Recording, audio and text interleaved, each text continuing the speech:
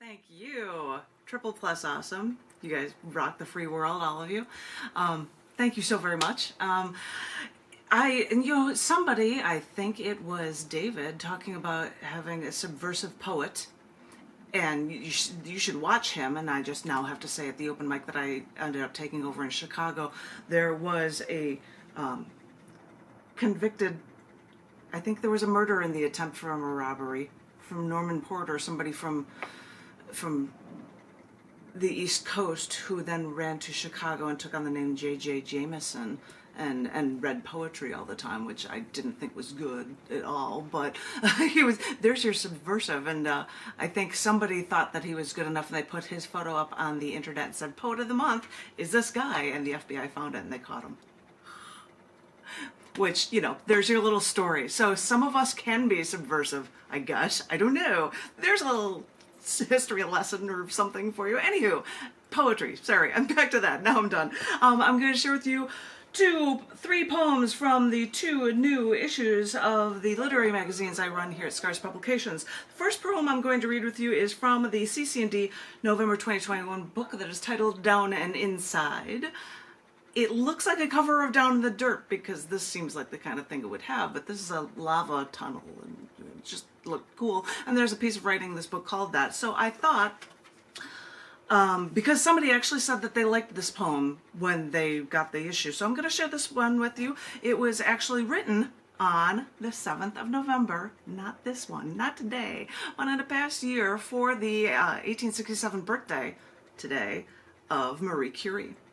This poem is titled Opened the Door for All.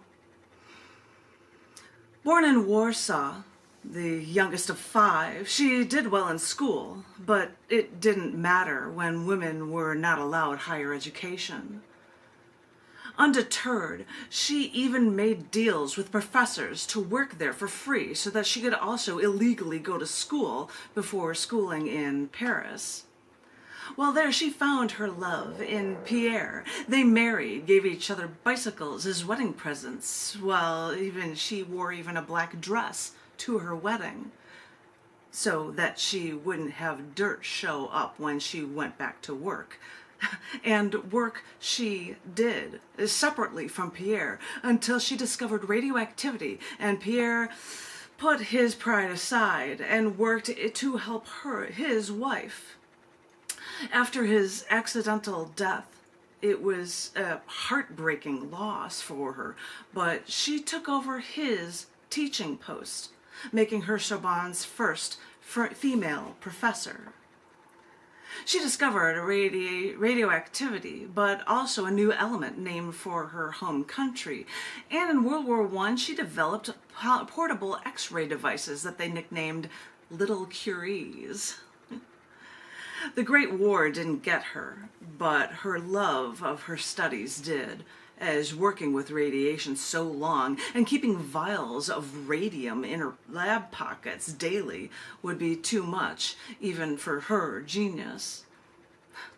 People truly admire Albert Einstein, which she worked with, but for women, and for all of humankind, this woman faced more obstacles than most and opened the door for all.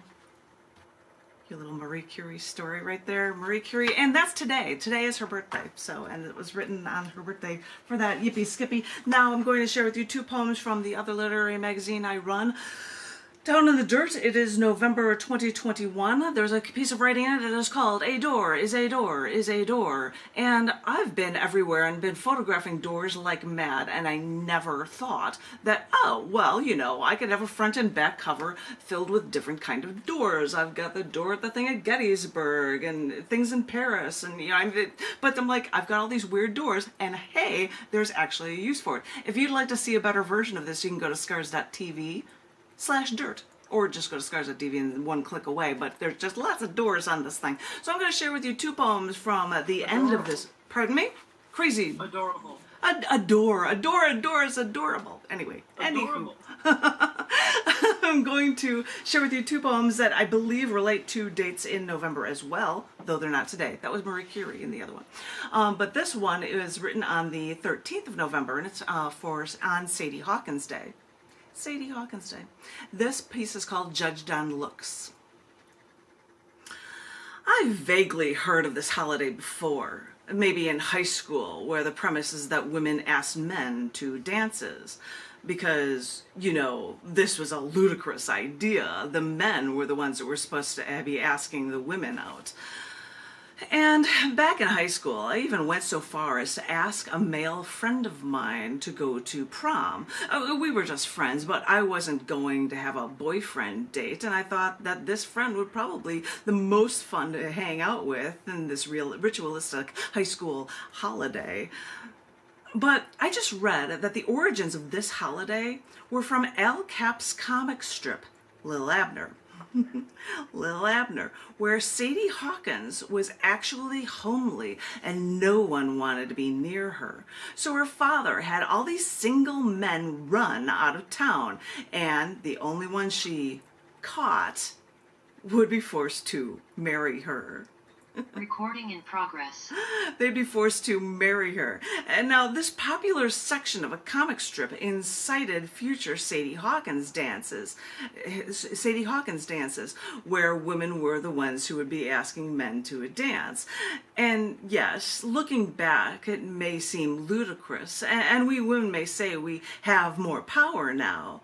But in the same breath, it's also funny that a silly story in a comic strip may have helped to incite change for women. All because a comic book woman was ugly and wasn't married by the time she was 35. Sorry that we're still so judged on looks, woman. So let's just keep working past sexism in that uphill battle in this patriarchal society, even when an old comic strip is our first stepping stone. Crazy idea. Crazy idea. But I mentioned this to Louise. This poem, the last one I'm going to share with you, is from this book, and adores, adores, adore. I don't know if it's an adorable poem, but this was written this was written on the 22nd of November for the 1963 date that President John F. Kennedy was assassinated.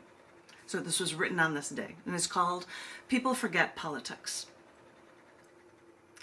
There are brief moments in history when people forget their political affiliations.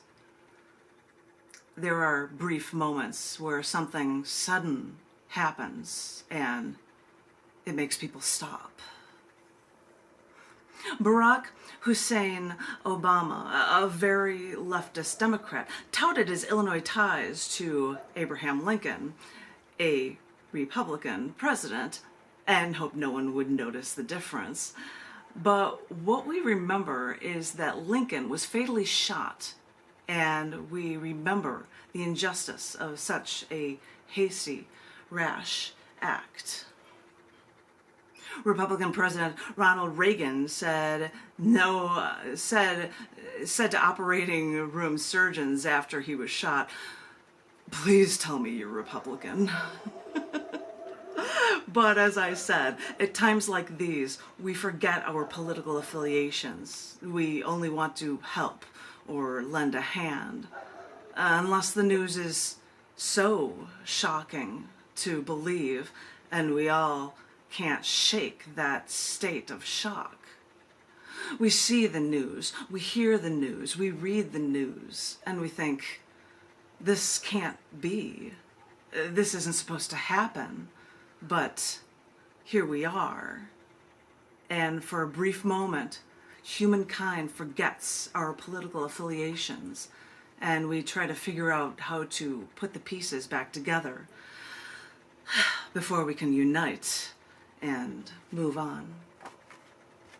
Ta-da! Whether or not it's adorable, which I doubt, it's from the book Adores, Adores, Adore from Down to the Dirt, and I am triple plus pleased that I get to hear 3 poems now from Mr. John F. McMullen, probably from the newly released Scars Publications book of his poetry, Collected Poems 2008 to 2010.